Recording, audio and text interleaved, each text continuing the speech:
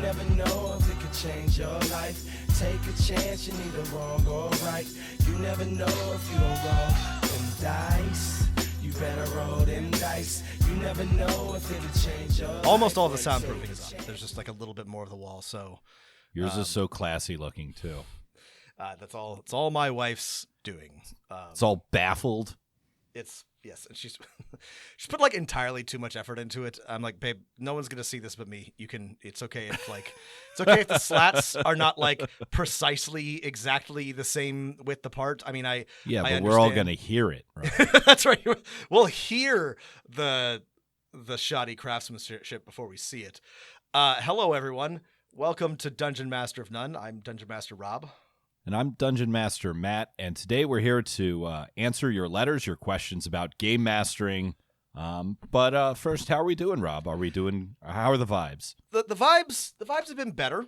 I'll be honest. I don't know how many of you listeners are aware of this, but there is such a thing as a professional game master these days, and we've discussed such. I've heard of this. Such lofty individuals in the past, but for the most part.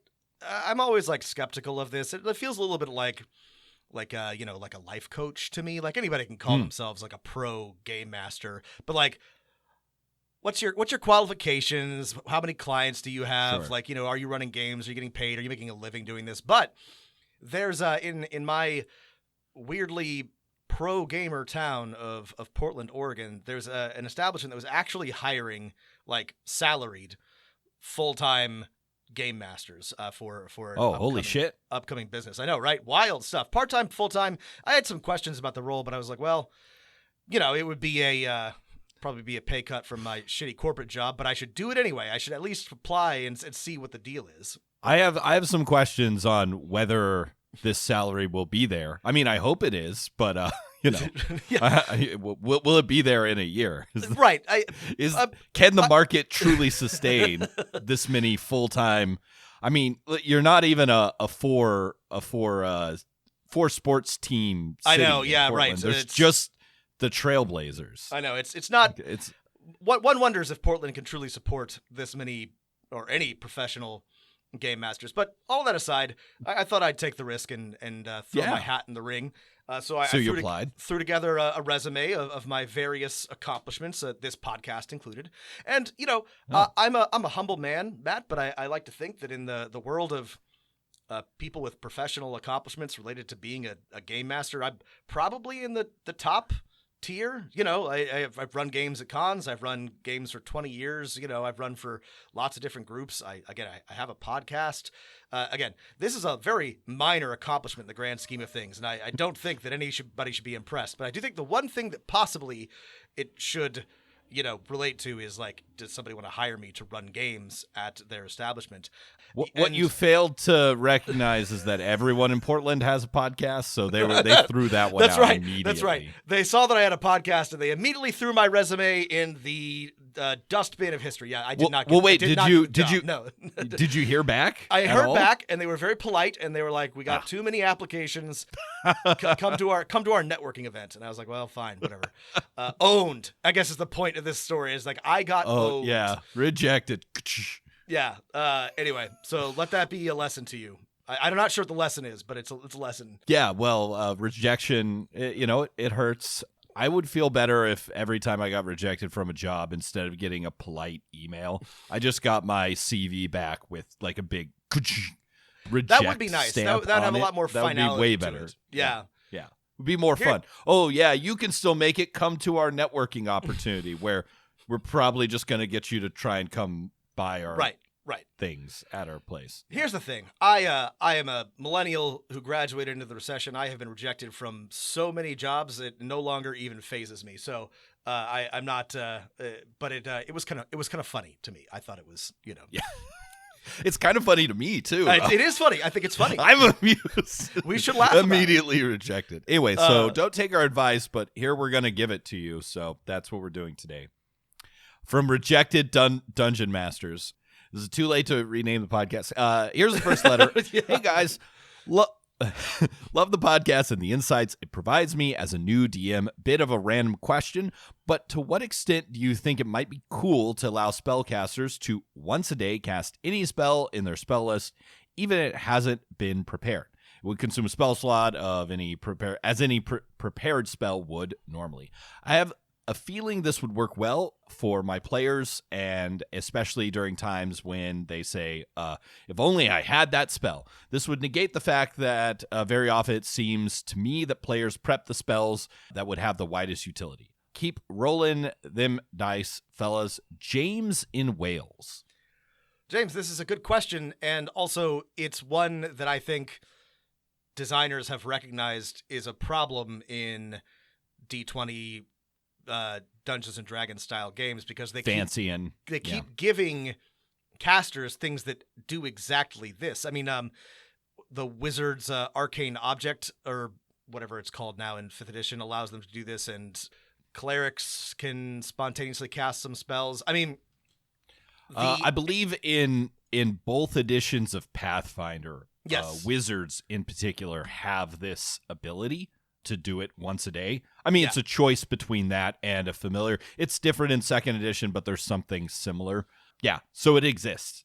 The answer to your question is I think it's a good idea. I guess it would be a little bit more powerful in 5th edition, but I guess I really don't see a problem with it. I mostly what this question highlights for me is how creaky Vancian casting is as a mechanic, and we are long overdue for a new paradigm, though I don't think that's going to happen anytime soon in official D&D products. But it sucks that if you want to play a wizard and be able to cast the spell that you want to cast, that you have to have foreknowledge of what's going to happen, or be some kind of 3-dimensional space chess player and know exactly what your DM is going to throw at you, which is not fun. Maybe you just want to prepare the spells that you want to cast, and you don't want to feel annoyed if you don't have Featherfall when you need Featherfall.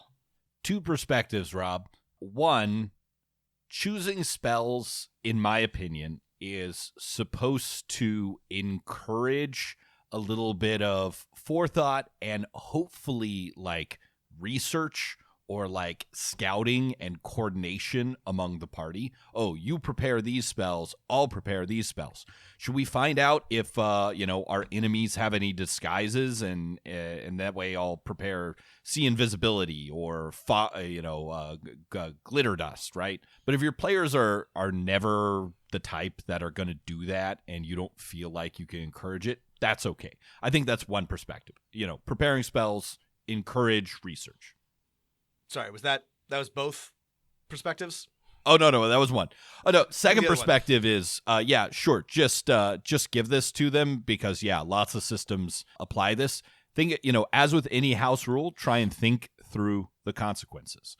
Consequences are those one-off spells that you only need once a month. You're never going to prepare those because you'll use your special slot for them. It's not that bad because you're still using the special slot, which could be, used for anything. Second is, you just made every caster slightly more useful. Make sure every player that doesn't cast spells has picked up a cool magic item that can do a couple tricks by this point. A way to balance this, if you do want to do it, is those really specific spells, those once a month, once a week. Give them a material component and make the players actually follow it, so that they can't just spontaneously cast, something that, wish or raise dead or something like that, right? But the argument against this, and it's a perfectly decent argument, is that casters are already pretty powerful, and do they need any help? Maybe not. They could also, here's the other thing is, they can always buy a scroll or scribe a scroll of these spells and have it on hand if they, want to cast it. So, I mean, right. I'm a very generous DM. I would just give this to my players. My players also don't abuse the system very well, so that's not a problem. I would say, though, that there are good arguments against doing it, but if your group isn't going to cause problems by having a little bit more flexibility, then, just go for it. Yeah. Yeah, this is definitely, I mean, I think this is the essence of a house rule is I don't think this needs to be in the system, but for certain groups, the ones that are just like not really into researching, not really into the analysis paralysis of picking their spells, yeah, perfect. It lets the wizard eventually cast comprehend languages in a time that it's If useful. I were going to be stern headmaster, Rob, for a moment, I would say that Wizards has already given you the tools that you need if this is the problem that you have, and the tool is called Sorcerer, or one of the other spontaneous casters. Like there are classes that you can play where you don't have ritual caster. Ritual casting. Like there are already things in place. So, if I wanted to be a hard ass about this, I would say no. If you want to spontaneously cast your spells, play a class that spontaneously casts spells. Don't ask for special treatment from your wizard who has more flexibility. That being said, do I think that this is a particularly, like I said, like Matt said, like it's a house rule. It's probably fine. It would definitely be abused in, broader play, but it might be just fine for your table. It's absolutely something I'm gonna like because I'm thinking back to the 3 different wizards I've played in various Pathfinder systems, and every single time I've picked the spontaneously cast 1 spell a day over Find Familiar because it just lets me know, I love having all the utility spells. I hate worrying about which ones I prepare. I like being a wizard, but only swapping out a spell every couple sessions and not having to think about it. So knowing that makes me very happy as a player, I know it would probably make many other players happy as well. Yeah. Good question, James. Thanks for writing in. Thanks, James. All right. This one is from Nate. Nate writes, "Hey guys, love the show. You guys helped me build the confidence and knowledge base to DM my first campaign that I have run over the last 2 years. That's good to hear. That's why we do this. I have a question about giving magic items to my characters. I DM a homebrew monthly D&D game for 6 players of varying investment and skill. I asked my players to complete a survey after our first campaign concluded about potential improvements for future campaigns. Cool. One of the pieces of feedback that surprised me was the desire for me to place curated magical items relevant to their characters rather than using random loot tables. I experimented with both curated item drops and random loot tables in the first campaign. While I understand it's frustrating to defeat a strong enemy and not receive a useful piece of loot, it's unrealistic to expect every significant bad guy to have items relevant to the party's class and build. For example, if they defeat a cultist necromancer to conclude an adventure, he shouldn't drop a +1 longbow just because there's a ranger in the party. Why in the world would he have that? This isn't World of Warcraft. I've also experienced creating an item that I thought was insanely awesome for one of my characters and not fitting the player's headcanon for what they wanted their character to be. It's my belief that there are going to be some items that the party will find useful and others they won't. They can always discard or sell the haul they don't like. However, I also understand the PC's perspective that we're playing a game, so we don't need to be too true to life.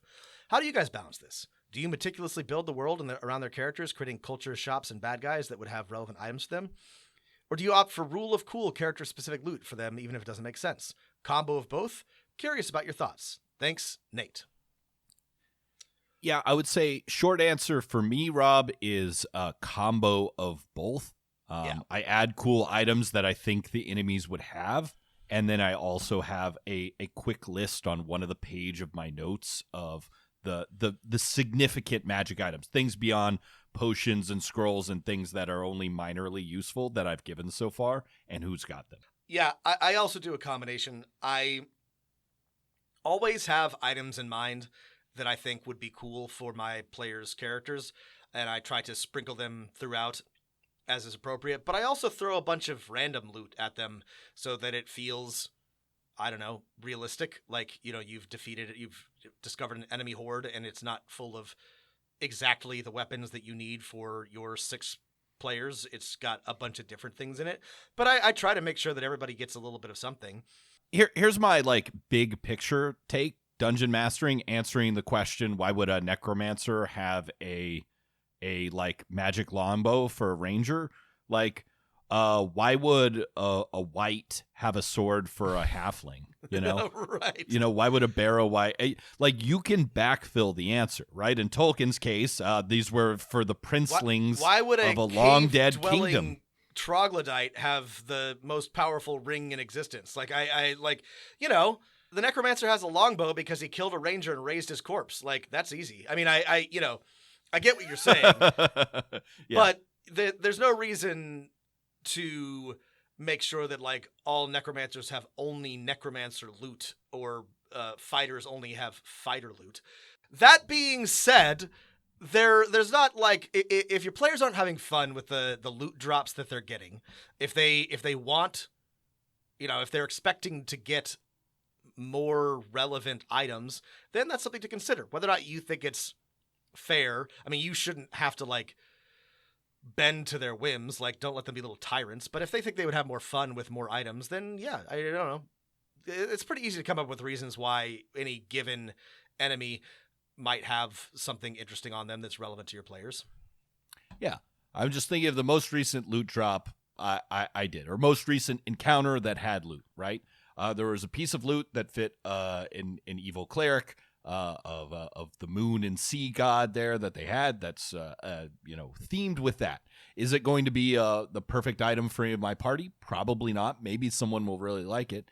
But then I was also looking at my list. I noticed that the bard has not picked up anything significant in the last like 4 sessions. And so I was like, this bard likes playing the loot. I'm going to put a cool loot.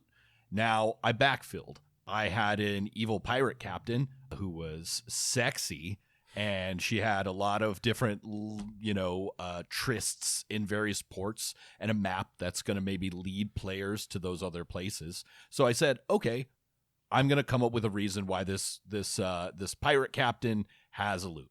They play the loot to their mini lovers across the thing, and I'll include some of their like sheet music.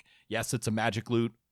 Can they use it to the full potential? No, they just stole it from someone. There, I've backfilled. I mean, that's great. Also, you mentioned this, there's ways around this. If your concern is you want it to feel, if you want it to make sense to you, if your sense of verisimilitude is upended by throwing in curated loot, then just emphasize, put a city hub in your game and emphasize that, they can buy the things that they're looking for, bring their haul back from the dungeon, bring their worthless necromancer loot back and sell it, and then buy something for rangers. I mean, again, that's extra steps, and maybe that's not as rewarding, but if I'm not saying this to be dismissive.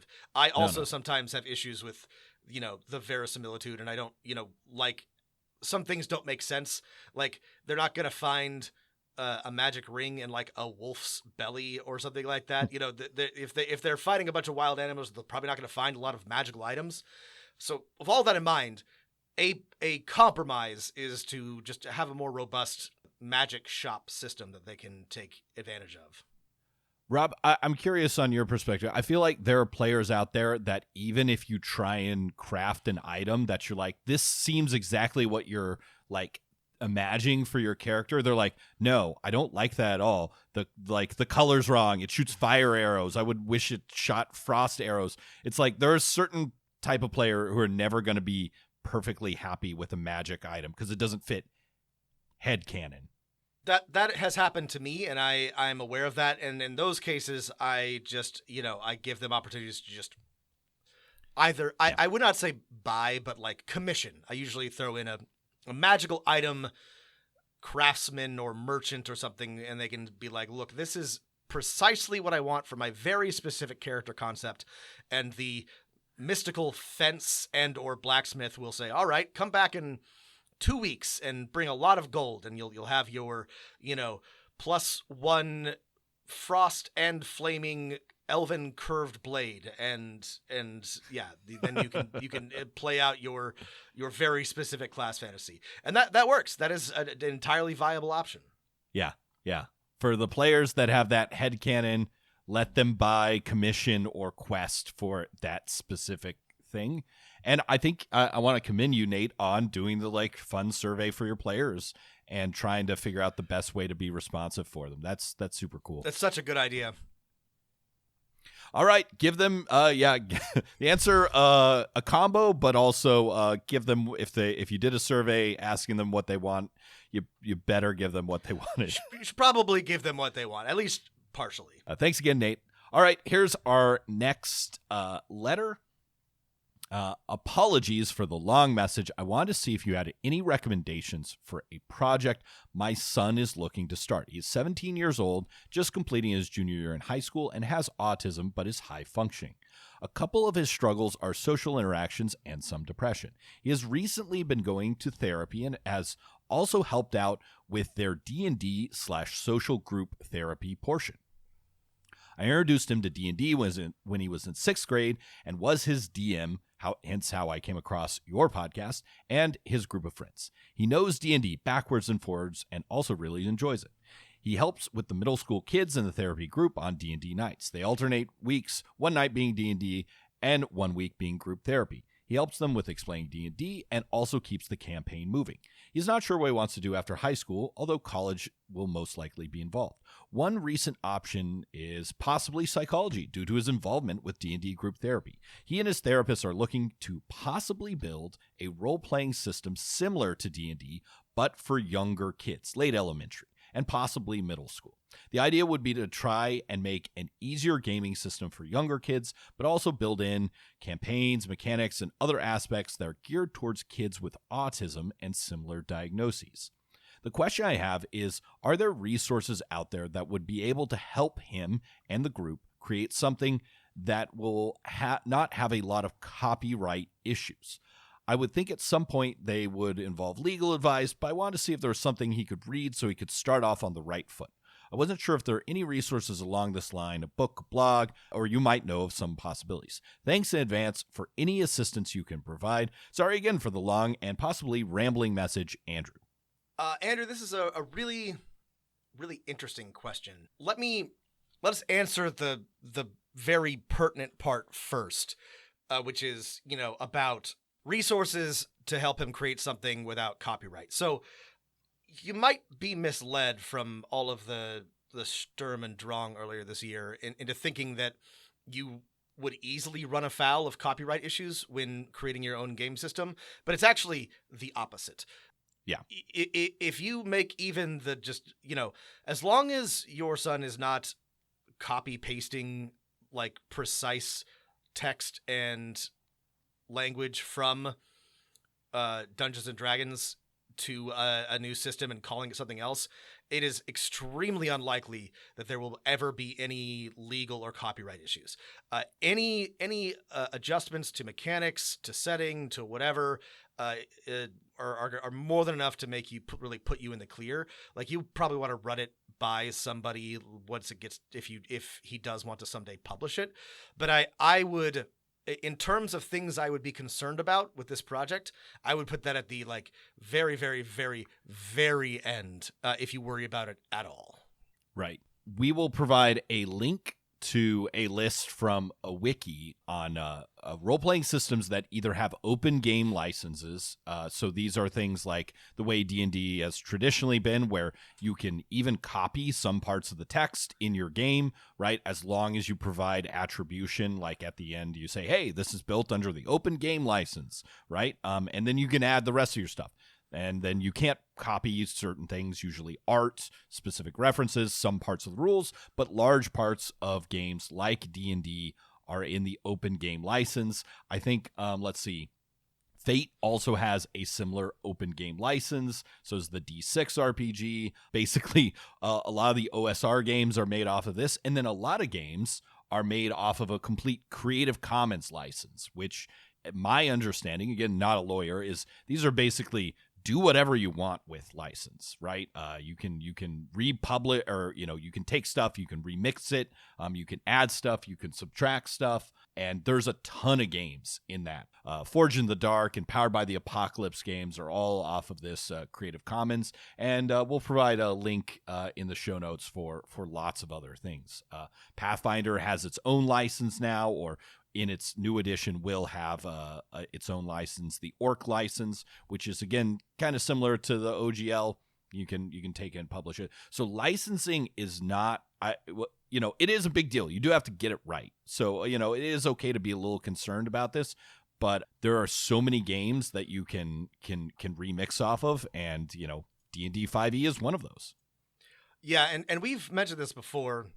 and Matt's opinion is firm on this, and I mostly agree that OSR is a good system for, or a good framework for younger players. It's simple, it's straightforward, it's usually a lot of fun, and it's like D&D, but not precisely 5e.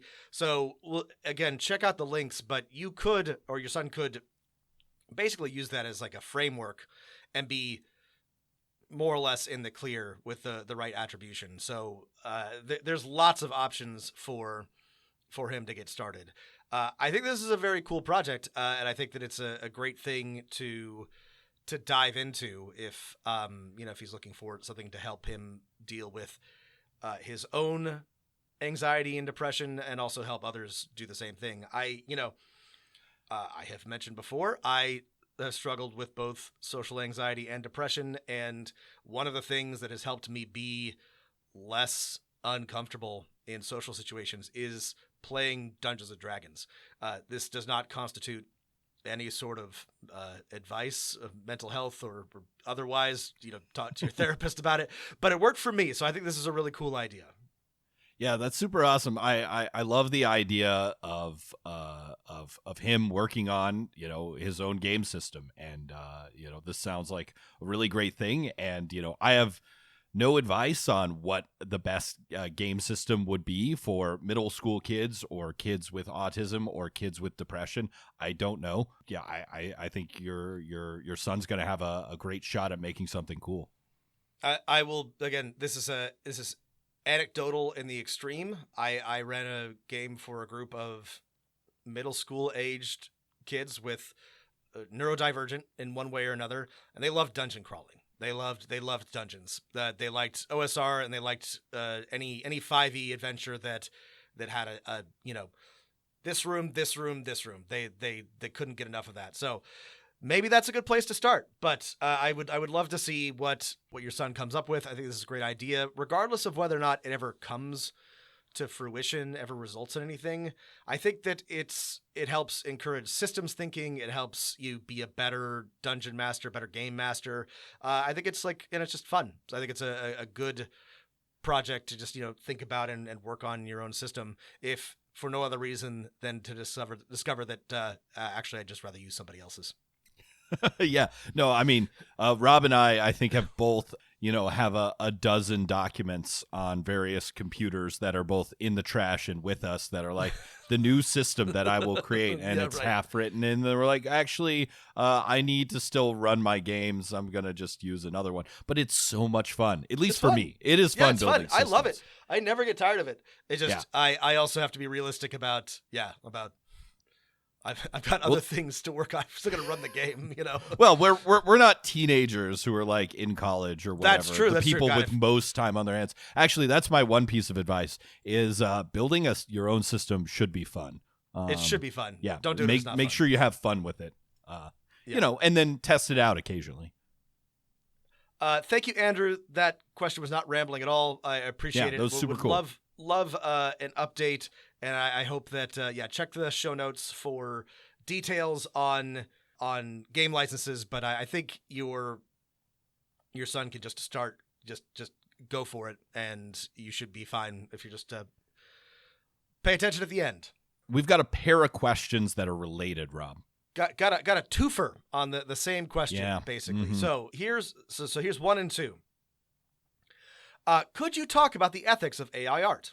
I'm running an Eberron campaign, and I used AI to punch up my artwork. I made weapons and NPCs and scenes for my players to interact with. I even made a random scenario without making a doodle that was a random battle map. I've also used it to make my personal battle maps better. It often doesn't look like my style if I took the hours it saved me making stuff, which means it borrows from other artists. What do you think? That's from Gregory. Thank you, Gregory. Okay, and here's thanks, the Gregory. Second one. Good afternoon, Matt and Rob. After months of being in a mental health low, feel you. I have come out of it by working on a 5e supplement with a close friend of mine. While these first working sessions have been great overall, my friend has repeatedly brought AI-generated art into the conversation, going so far as to show me samples that could be included in our budding supplement. I'm immediately opposed and somewhat turned off, but as AI is not going away, I think the topic is worth discussing. A question for you then, DMs. The availability and prevalence of generative AI are growing at an exponential rate. What are your thoughts on the ethical use of AI in the indie TTRPG space? And Matt, Yes. Have any of your students turned in a ChatGPT essay? Best James. Okay, let's James, save that question. Matt is for no the longer end. teaching, so he doesn't have to Oh deal yeah, with that. big. I do have an example of an AI of a generated essay thing, so I will share that.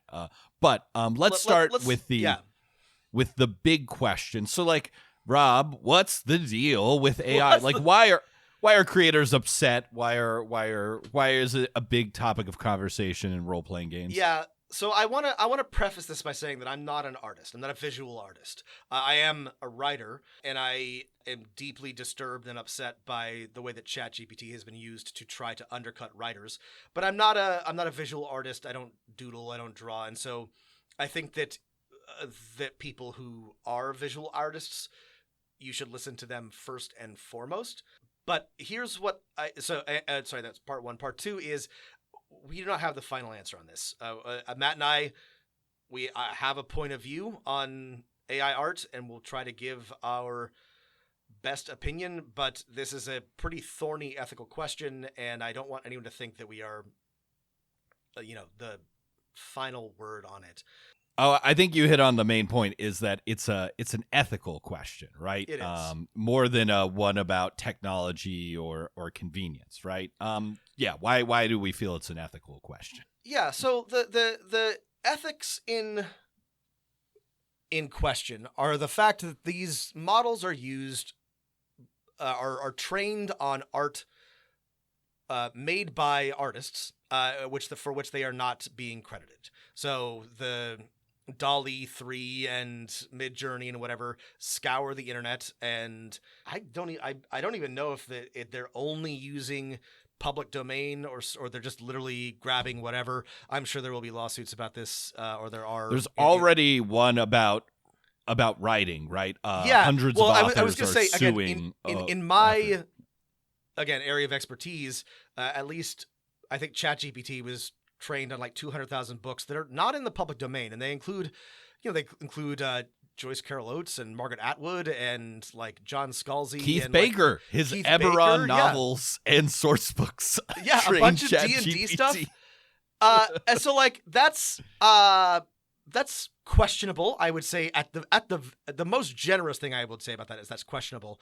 At the end result isn't like we're recreating a Keith Baker source book, but also like it's kind of fucked in my opinion that they just like threw his writing into a big algorithm and had it spit stuff out. Like, the authors should get some like pittance of a royalty, if nothing else, for their training data. It shouldn't be done in the first place, but I don't know. Right. If you sample someone music, you got to pay them, Right. So there's one point of view which says that any use of generative AI is unethical because it's been trained on the work of artists without compensating them. And I think that's a valid point of view. I think I'm a little bit more gray area on it, but anybody who said that to me, I would be hard pressed to say that they were wrong. I think that I tinkered with ChatGPT when it first came out for my job, and I played around with DALL-E last year when it was brand new. They're interesting toys. They are not worth the questionable ethics of their sourcing for me to use them for anything else. So they're not worth the billions of gallons of water it takes to cool the computers. There's lots of caveats these, here, right? Computers. There's also like my other caveat is I think the art in particular and the writing is dog shit. It's awful. I think I was getting to that. Yeah. So, I mean, I don't, art is taste and stuff, but I've yet to see anything like AI generated that doesn't make me feel weird at a fundamental like level. And I don't like it. It scares me because it looks bad. Yeah, it's really, I was poking around Pinterest not for a game, just for a character portrait for for a video game. I wanted one to replaying Pathfinder Wrath of the Righteous, and I wanted a cool guy. And I was on Pinterest, and like every other portrait was clearly AI generated. It just like looks weird. There's just like something like off about it. Like, anyway, sorry, this is not the point. Well, it sort of is the point.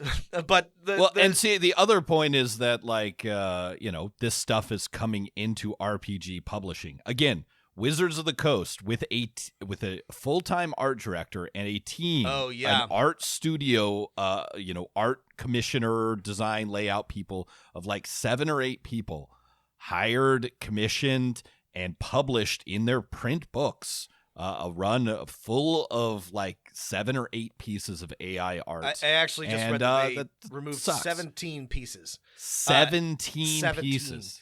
Wow. And they did that because we yelled at them. But yeah, they only because they got yelled at. So, and we've talked before that a lot of like cheaper things have a lot of AI art. So I think this brings up 2 questions. What about like home games and because we have 2 letters. One's about your own game and one's about other things. What about home games? For home games,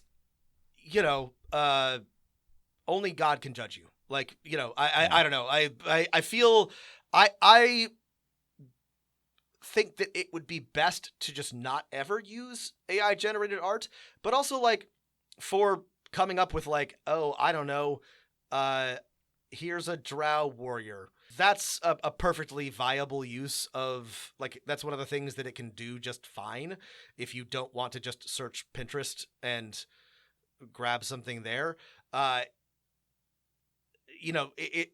We've discussed, there is the harm of artists having their work stolen and all of the water that it uses, and also empowering tech assholes to do more tech asshole shit. But if you're not giving money to bad people and you're just using it for your home games, the harm is extremely minimal, and I don't think that it's a bad thing. I would just say that an equally ethically gray thing is just borrowing somebody's art from Pinterest or DeviantArt and using that instead. It might take a little longer. So, but I don't think it's for your home game. I'm just like, I don't know. It's fine, I guess.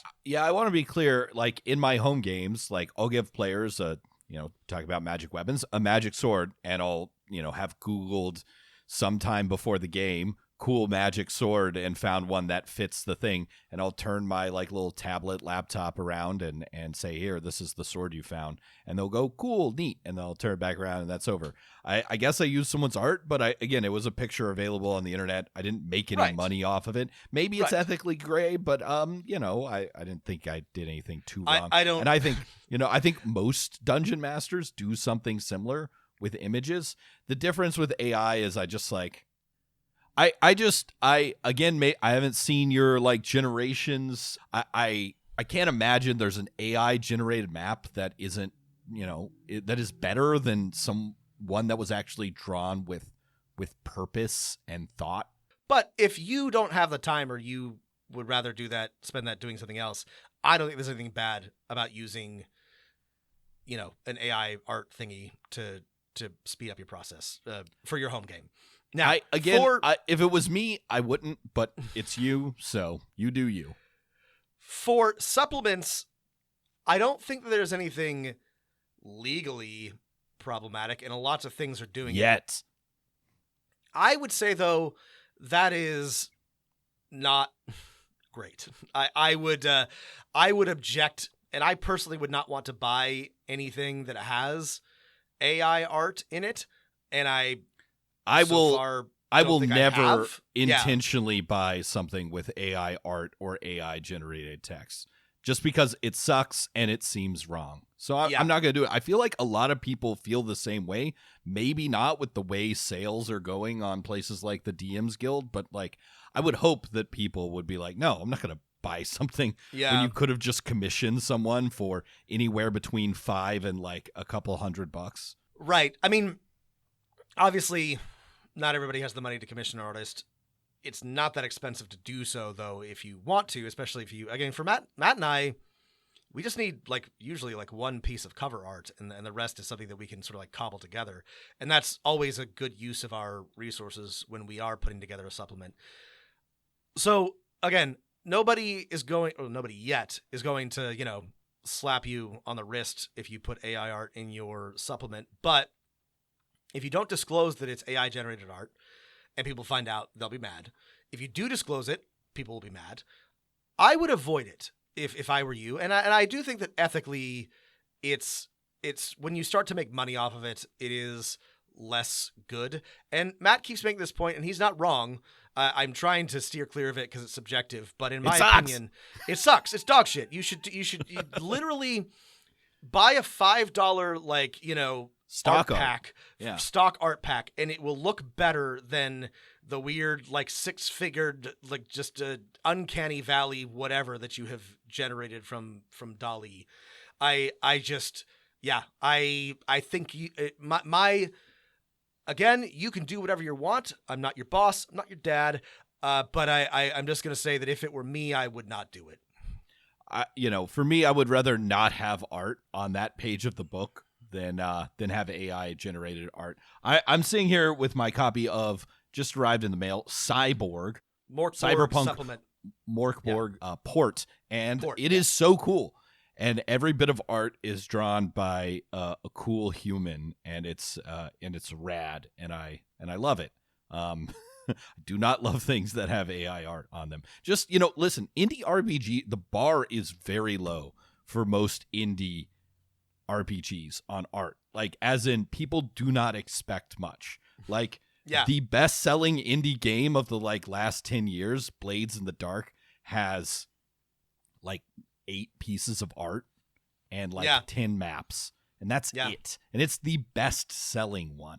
And it's great. It doesn't need more art than that. That was a long response. Like I said at the beginning, we don't have the final answer here.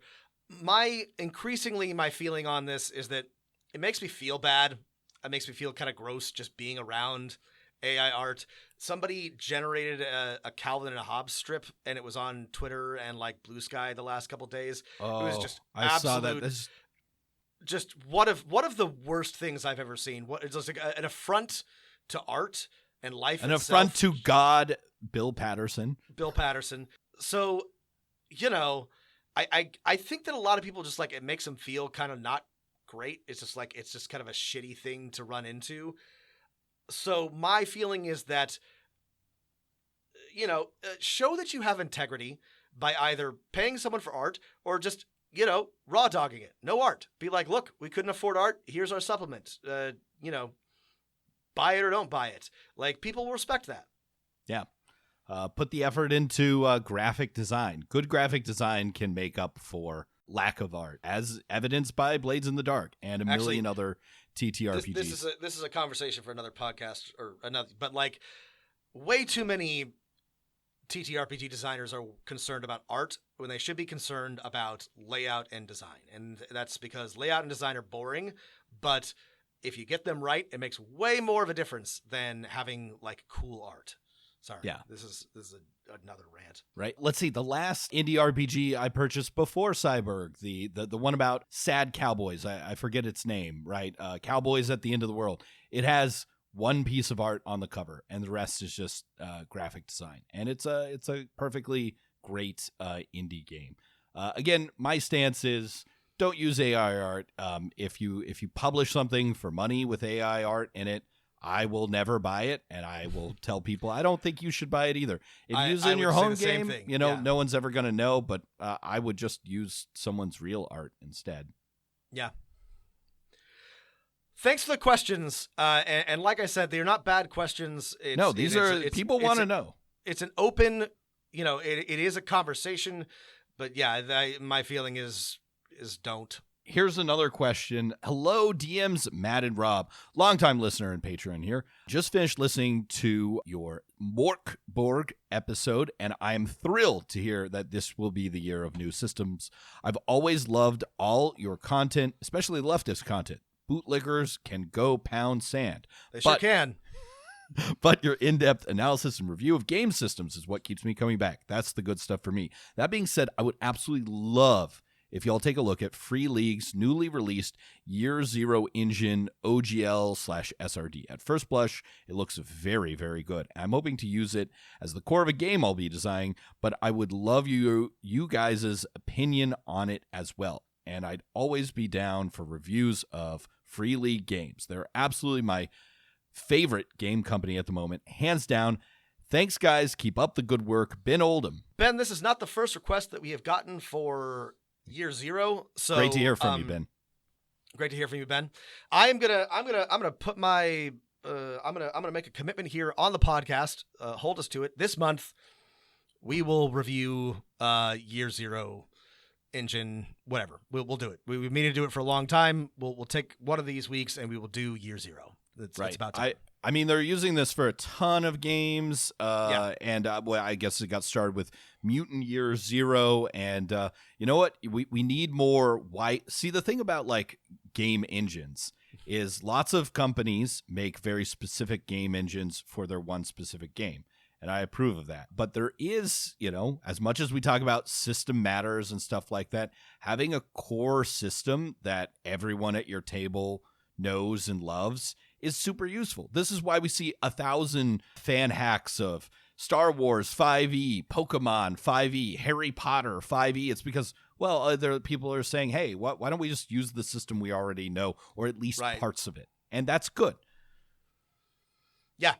The more of these we have that people actually use, the better. So yeah, we've been meaning to do this for a while. We'll do it. Thanks, Ben. Appreciate the input. Thanks for the recommendation. Consider it done in the future. All right. Here's a letter that is aimed at Rob. Do you need me to read it because it's aimed at you? Or okay, you're going to take responsibility here. I got to take responsibility for this. So, okay. Long-time listener here. In a much earlier episode, you guys provided me advice on how to approach my DM about a railroading issue I was having and encouraged me to start DMing. My DM appreciated the feedback, and now we both take turns DMing, GMing short games with that group. Boy, I am so glad to hear that because we give that advice a lot, but like people don't always appreciate like being challenged. Even like it is good and correct. I don't. Good and correct. Like if you're having a problem with your DM, to just like go and be like, "Hi, here's the problem. How do we solve it?"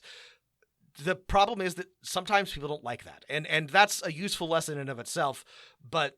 I'm always like a little bit like anxious when we give that advice because I'm like, oh no, this person's gonna go talk to their DM and they're gonna like pitch a fit because they don't like being like they're non-confrontational. So I'm so pleased to hear that it worked out. Rob, I assume that everyone who doesn't write us back and be like, hey, it worked out, and now we have 6 DMs in our groups that they're just like no longer friends with that person and everything. That we destroyed a friendship. We don't hear back. That's what I assume. Yeah. I've also ran a few one-shots with other people as well. Thank you all for that advice. I also enjoyed that historical deep dive into the history of the Pinkertons. I certainly would enjoy more of that kind of content personally. Well, that's good because that was a lot of fun, and there's more of that Matt and I could both do. Yeah, you're very good at, Rob. The 2 locations mentioned in that podcast in Pennsylvania, here are their pronunciations. Since I'm a Western Pennsylvanian transplant into the central part. So... Rob, I'm going to take you to the Wawa and make you eat hot dogs until you've learned your lesson. Have been to Pittsburgh for a work conference. And I loved it. I was only there for a weekend. It reminds me a lot of my beloved home city of Portland because it's on a river and has a bunch of bridges. I'm a big fan of Pennsylvania. I hope to spend more time there. But clearly I don't know how people say anything. Neither Rob nor I have ever been to Philadelphia, and we will never go. No, I'm just kidding. There's no reason why. Philadelphia's fine. I think. I actually don't know if I have been to Philadelphia. No, it's fine.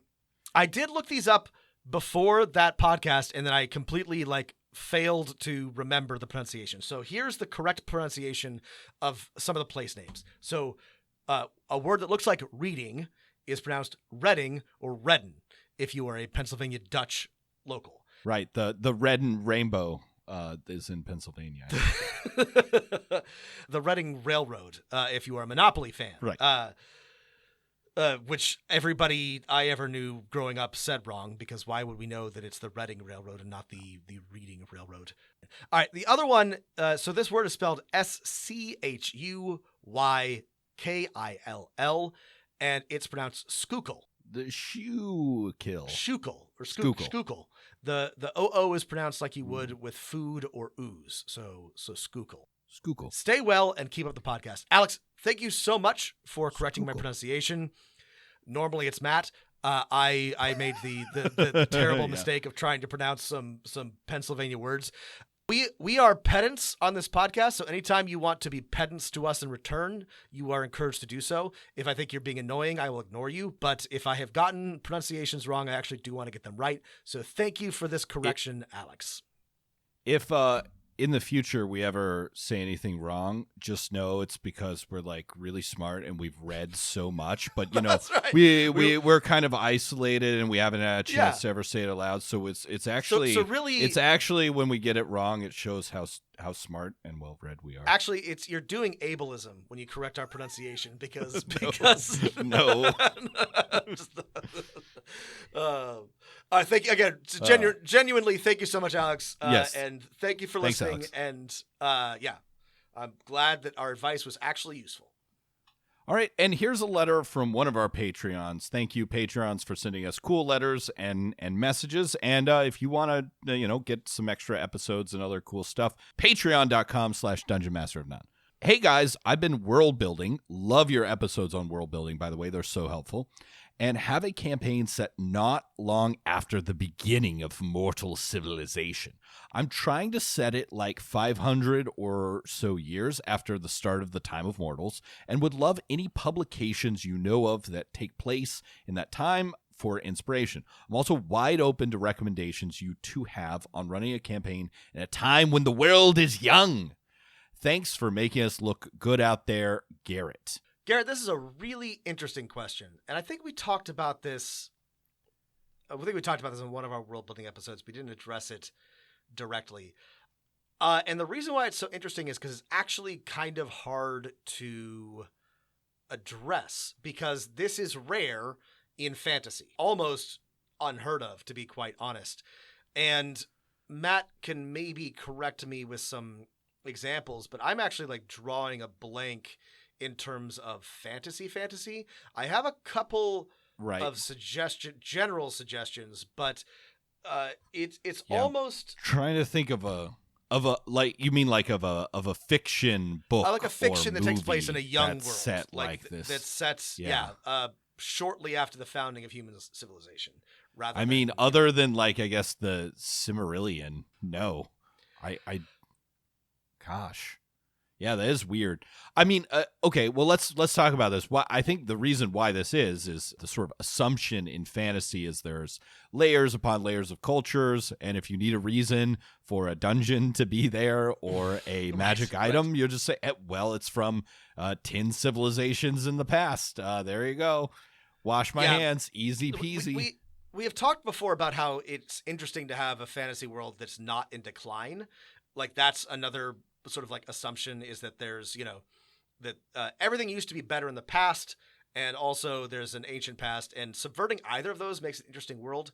So my thoughts on this, Garrett, again, I am not coming up with a single fantasy recommendation, but you can and should look to mythology for this. So I think same thoughts, same brain. I think that like a great, by the way, this holds up. The Epic of Gilgamesh is exactly what you're looking for. Like, if you're looking for, like, the world is new, we got to put those fucking monsters in the ground. Me and my buddy Enkidu are going to, wrestle some lions in the wilderness. Like, that, it's a great story, and it really, like, captures the feel of, like, we are coming out of the wilderness, and we are making civilization. And that's, that along with, the Aeneid, or the Iliad, or really any of the great like early epics will capture that feel. Whether or not you want to have like sort of like an ancient history, like a Bronze Age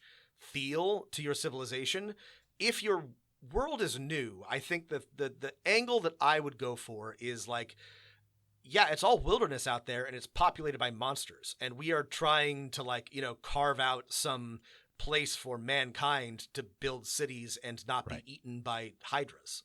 And it's also, the gods are still here. They have that's their city state over there. That's where they live. They live on that mountain. Don't look. They'll smite you. Yeah, no, really. So Rob is absolutely right with mythology. I think I have 3 recommendations. One of them I can actually recommend in that I've played them. The first is there is a 5e setting that is like this, and it was launched on Kickstarter. It was a very successful Kickstarter. It's called Pangea, and I remember this. I haven't played it, but it looks cool. Yeah. Yeah, I haven't played it either. I haven't read it, but it does sort of what you're saying, and I'm sure there's a lot of stuff in the campaign setting you can steal, whether it's good or not. It looks big enough that there's probably stuff for you to take for your homebrew campaign. Plangia or Plangia. I'm not sure how you pronounce it. The other is there's a Greek 5e adventure, Odyssey of the Dragon Lords. That is very high Greek mythology. I have not played it. I have read it. I did like it. I think we will review it one day. And then last is a game by the legend John Harper himself, Aegon. And it is, Heroes of Legend system. It's a little similar to the Forged in the Dark rule set, but it plays the same way in that it kind of adventures are pretty easy to build themselves, and there's a lot of player-driven stuff, and also every hero is connected to one of the gods in kind of a, Odysseus is favored by... Shit, Rob, I'm bad at this. I don't know. He was favored by one of the gods. He's favored by Athena. He's the Thank favorite you, of Rob. Athena. You're welcome. And Achilles is favored by, his mother Thetis God. and others, yes. Yeah, God damn it.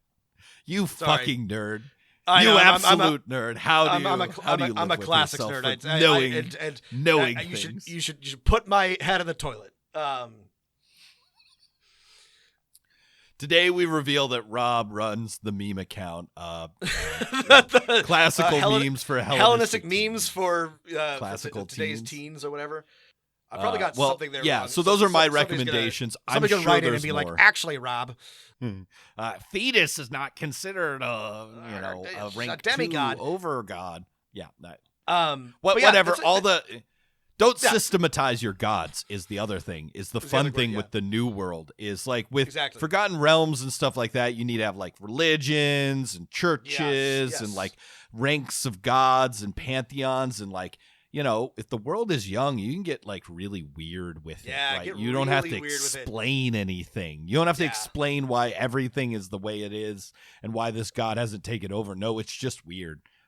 Pull up, creations. grab your copy of the Golden Bough and just human sacrifice for really unclear reasons. Just get wild with it. Yeah, that's our advice too. I think is what get wild and crazy with it. Floating islands, rivers of magma.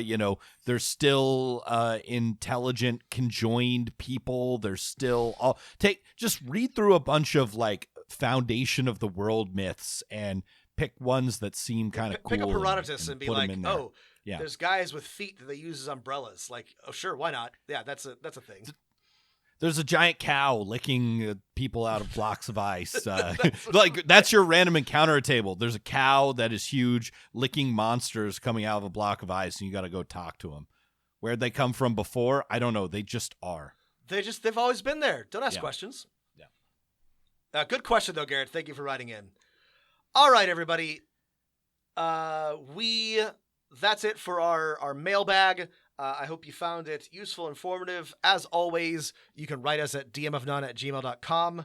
You can add us on Twitter at dmofnone. We will try to do these a little bit more frequently than we did this summer, but we always love your questions, so please do write in. Keep them coming, and don't forget, right, if you want to chat with people who are not us about the show, we have a link in our show notes to the Discord, and if you need more, a whole day of more Dungeon Master of None, including extra mailbag episodes, head over to patreon.com/Dungeon Master of None. Link in the show notes.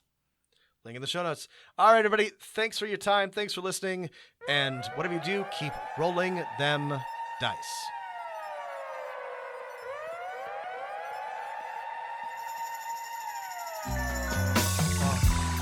You better roll them dice. You never know if it could change your life. Take a chance, you're neither wrong or right. You never know if you don't roll them dice. You better roll them dice. You never know if it'll change your life. Take a chance, you neither